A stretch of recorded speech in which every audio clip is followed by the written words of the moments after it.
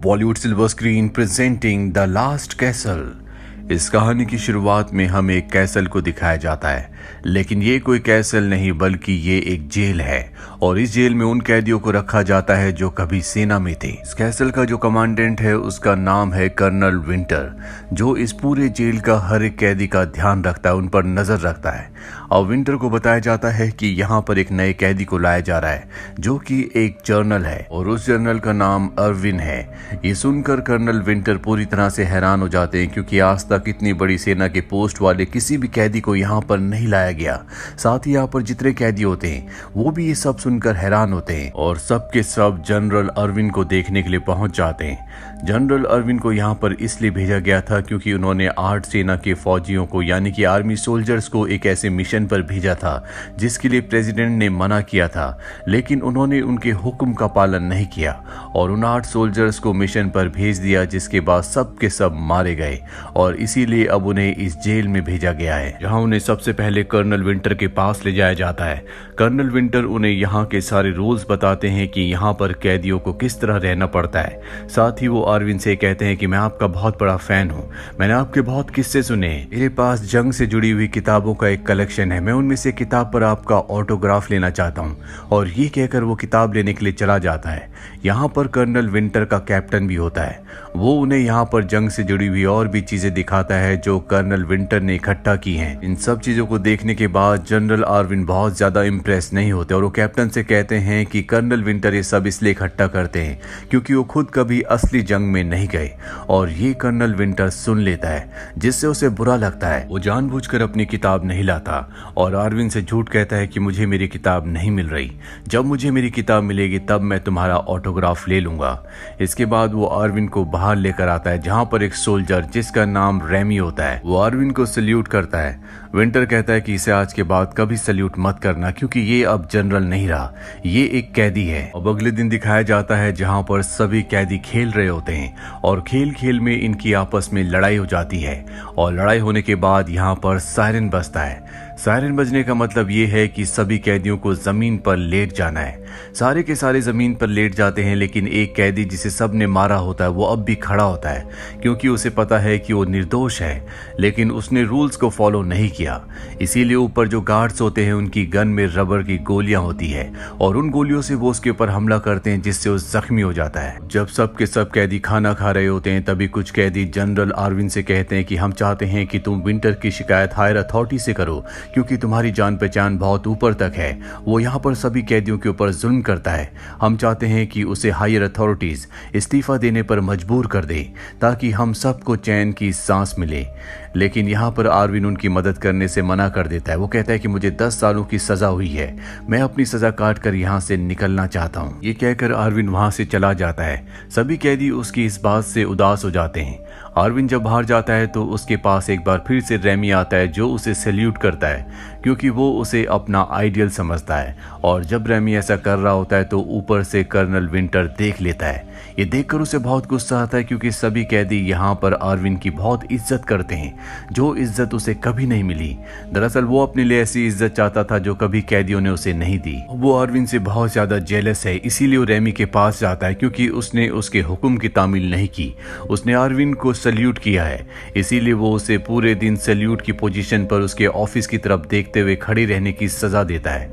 यहाँ पर बारिश हो जाती है जिससे उसे बहुत ठंड लगने लगती है। साथ ही उसका हाथ भी ऊपर रहते रहते बहुत ज्यादा दर्द होना शुरू हो जाता है। उसे हाथ ऊपर रखने में बहुत तकलीफ हो रही होती है, जो देखकर अर्विन उसके पास जाता है और कहता है कि तुम अपना हाथ नीचे कर दो। और जैसे ही वो अपना हाथ नीचे करता है यहाँ पर विंटर के सोल्जर्स आते हैं और वो रेमी को बहुत बुरी तरह से मारते हैं। और अब क्योंकि अर्विन ने रेमी को हाथ नीचे रखने के लिए कहा था, इसीलिए अर्विन को सजा सुनाई जाती है कि वो सुबह से लेकर शाम तक पत्थरों को एक जगह से दूसरी जगह रखेगा। अर्विन इस सजा को एक्सेप्ट कर लेता है।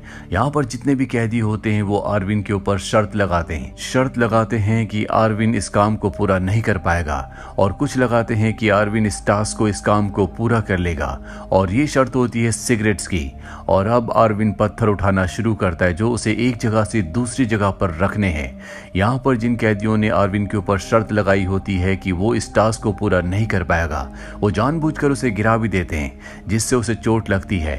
लेकिन आरविन हार नहीं मानता। वो सुबह से लेकर शाम तक पत्थरों को एक जगह से दूसरी जगह पर रखता है और वो कैदी जिन्होंने आरविन के जीतने के ऊपर टास्क पूरा करने के ऊपर शर्त लगाई थी, वो इस शर्त को जीत जाते हैं जिनसे उन्हें बहुत सारी सिगरेट्स मिलती हैं। इन सिगरेट्स को सैम नाम का एक कैदी आरविन के पास लाता और कहता है कि ये सब तुम्हारे लिए है।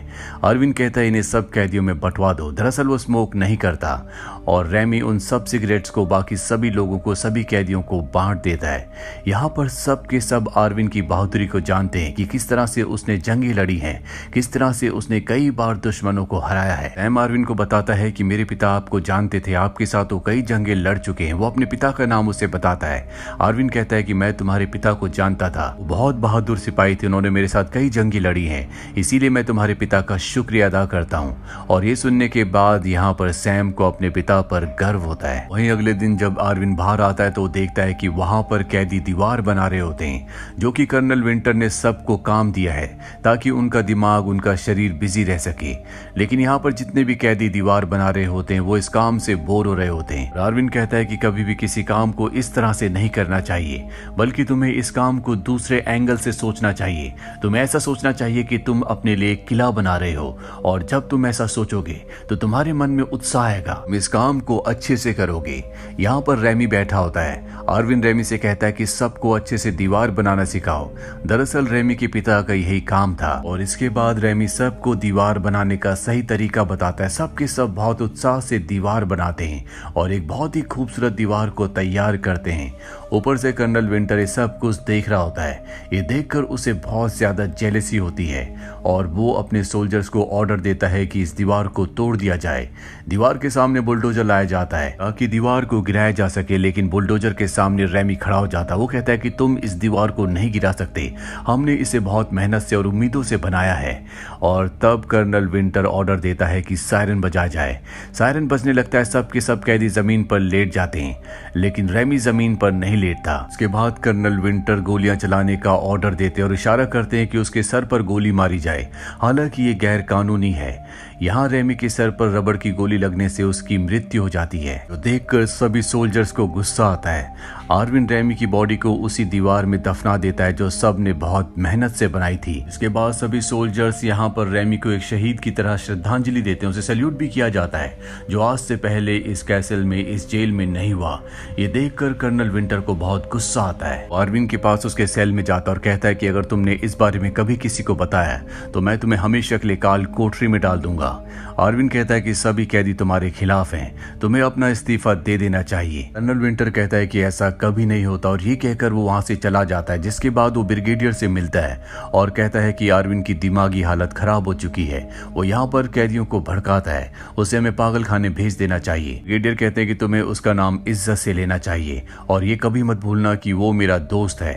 इसके बाद ब्रिगेडियर आरविन से मिलने के लिए जाते हैं और कहते हैं कि तुम्हें विंटर के खिलाफ कुछ नहीं करना चाहिए, तुम चाहकर भी उसे उसके पद से नहीं निकाल सकते क्योंकि उसकी पॉलिटिकली बहुत जान पहचान है। आरविन ब्रिगेडियर को बताता है कि वो यहाँ पर कैदियों के ऊपर जुल्म करता है, वो रूल्स को तोड़ता है, सब कैदी उससे परेशान है। ब्रिगेडियर कहते हैं कि तुम्हें कोई खास ठोस सबूत लाना होगा जिसके बाद मैं उसे उसके पद से निकाल सकता हूँ। आरविन उसकी बात मान जाता है और ब्रिगेडियर के जाने के बाद बाकी कैदियों से मिलता और कहता है कि हमें विंटर के खिलाफ किसी न किसी तरीके से सबूतों को इकट्ठा करना होगा ताकि हम उसे उसके पद से निकलवा सके। यहाँ पर सैम भी होता है। आरविन सैम को भी अपने साथ शामिल होने के लिए कहता है, लेकिन सैम मना कर देता है क्योंकि उसे लगता है कि ये अपने प्लान में कभी कामयाब नहीं हो सकते और वहां से चला जाता है। ऊपर से विंटर ये सब कुछ देख लेता, उसे समझ में आ जाता है कि आरविन कुछ ना कुछ प्लान कर रहा है। इसीलिए वो सैम को अपने पास बुलाता है और कहता है कि अगर तुम मुझे उनके प्लान के बारे में बता दो तो मैं तुम्हारी सजा कम करवा दूंगा। सैम उसका साथ देने के लिए राजी हो जाता है। ये आरविन को दिखाया जाता है जो सभी कैदियों के साथ एक मीटिंग करता और बताता है कि हमें पूरे की पूरी जेल में यानी कि पूरे के पूरे कैसल में अपना कब्जा करना होगा और यहाँ पर हमारे देश का जो झंडा है उसे उल्टा फहराना होगा, जिसका मतलब होता है दुख, परेशानी और पीड़ा, और अगर हम ऐसा कर दें तो ब्रिगेडियर मेरा जो दोस्त है वो यहाँ पर आएगा और विंटर को उसके पद से हटा देगा, क्योंकि ये उसके खिलाफ एक ऐसा सबूत होगा जिससे सबको पता चल जाएगा कि यहाँ पर वो अपनी मनमानी करता है, जिससे सब के सब कैदी बहुत परेशान हैं। सैम इनकी सारी बातें सुन लेता और वो कर्नल विंटर के पास जाता और उन्हें बताता है कि यहाँ पर जितने भी कैदी हैं वो आर्विन के कहने पर झंडे को उल्टा फहराना चाहते हैं ताकि यहाँ पर हाई सिक्योरिटी कमांड आ जाए और उनको यहाँ की परेशानी के बारे में पता चल जाए। ये कहकर सैम वहां से निकल जाता है और अब कर्नल विंटर अपने पूरे केबिन में, पूरे ऑफिस में झंडे को ढूंढता है, लेकिन उसे झंडा नहीं मिलता।